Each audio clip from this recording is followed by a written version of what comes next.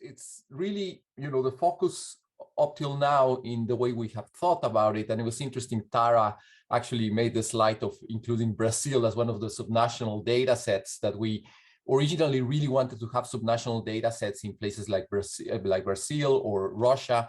And it turns out that some of it is just because of the quality of data that we were not necessarily able to do this. But the question that you might be wondering is why would a pedagogical material or pedagogical tool be necessary?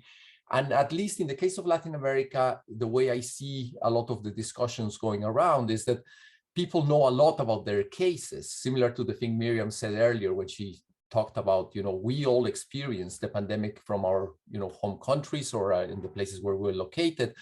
And in Latin America, you have a lot of hypotheses that are thrown back and forth because of the experience of Manaus, or because of the populism in Brazil, or because of the Ecuador surge when hospitals were overrun, or the Cuba experience, that caught them a little bit by surprise, even though they were planning their own vaccine, or Uruguay, which was first put as this prime example of how to manage the pandemic right. It is the region with the largest burden of COVID-19 mortality. And I think to some extent, part of the pedagogical materials that we wanted to generate were also to address a very murky thing happening in the public discussions, in the media, but also in the general public, which has to do with this conflation of things like prediction, forecasting, and explanation, all being put together in different ways. I must say, and this is my own view about this, it is not necessarily shared by the whole group, but at least in Latin America, there is not just skepticism about the scientific epidemiological knowledge, but also there is a strong surge within the social sciences of, scholars who are very reluctant to give credit to the kind of positivist social science methods that some of us who work more with data are likely to pursue.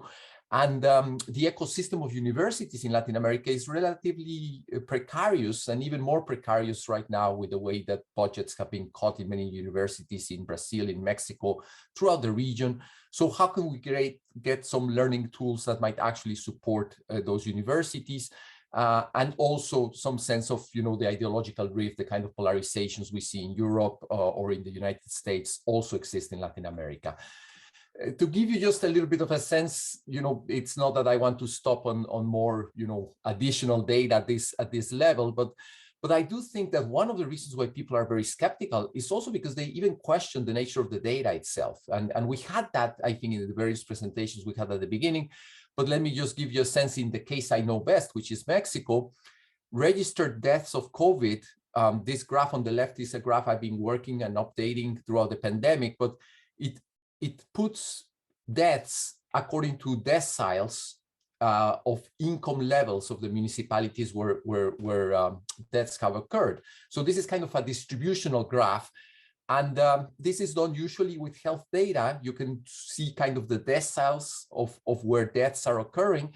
And mostly, one of the things I want you to think about this is that there is a systematic bias in the way deaths are being registered in Mexico. We have much less deaths being registered in very poor areas of the country.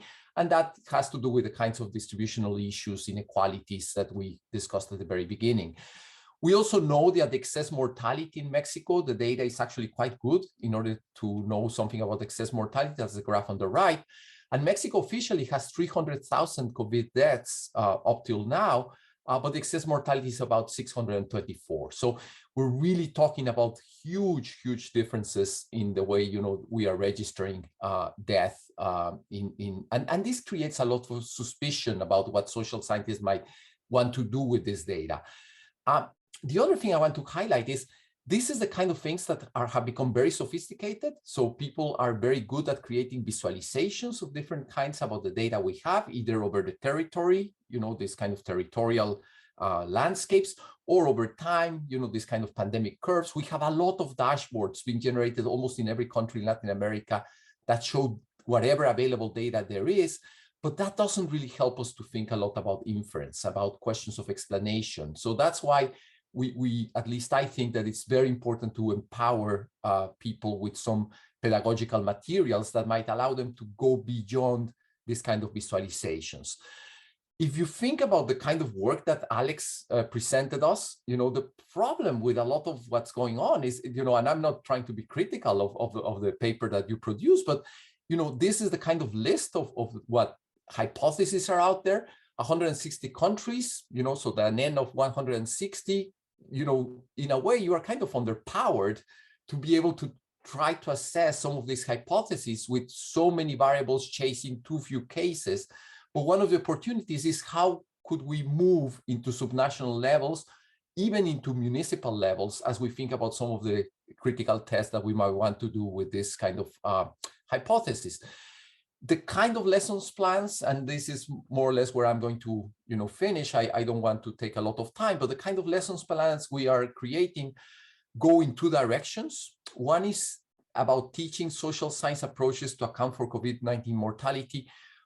I call it statistical inference for humans. I'm not saying that any of you are not humans, but it is really meant to be for people who are really thinking about the problem. I might not have the tools that some of you have been working with in the past hour. So undergraduate students, people in the humanities, even advanced high school students, that we could, we have laid out a lesson plan in which they would be given the rudiments of thinking with this kind of linear regression with a dependent variable, independent variables, thinking a little bit about hypothesis testing, the problems of endogeneity and identification to be a little bit more sophisticated than just fitting a regression line, and having this modeling with a budget, with a 3-variable budget, and how do you assess, models? How do you think a model is better than another? For the more advanced ones, we think there is like a different type of lesson plan that we want to produce. This would be produced in Spanish and in English. And this would be more about, how we think about lasso and inductive models and kitchen sink models. How do we think a little bit about the problems of bias and measurement error, and whether, as we work with data that might have some shortcomings, how do we think about those? The temporal cutoffs in the cross sections seem to be quite important, although the good news is, as Alex was showing us, the stabilization of patterns seems to suggest that social science hypotheses do a little bit better as time progresses with the pandemic. The possibility of doing link functions in the maximum likelihood estimations, that's the kind of thing we could do more with the advanced students. And the stacking approach to thinking about model performance and the way we crowdsource the knowledge that we're generating. And again, I just want to close with this. The difference between prediction and forecasting, I get the feeling that a lot of the curve fitting that happens, if you're just doing like a Gompertz model, for example, just trying to fit as well as possible each of the waves of the pandemic, that's very different from the kind of enterprise we are thinking about here, about how we assess the cross-section, how we assess the comparative performance of countries in terms of preventing death. So I'm very happy to get any question if you have like 1 more minute, but I do know that it's been a long session, so I understand if we need to wrap up. Thank you.